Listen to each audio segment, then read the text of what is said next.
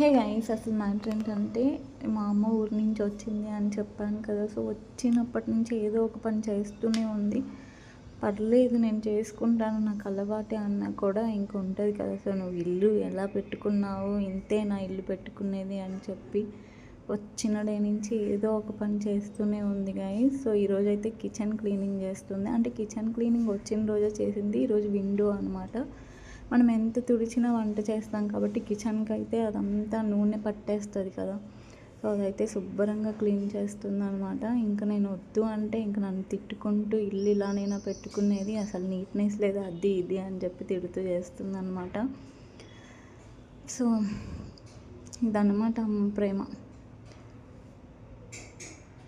ఎంత తిట్టినా ఎంత అరిచినా ఏం చేసినా అమ్మల్లా అయితే ఎవ్వరు చూసుకోరు.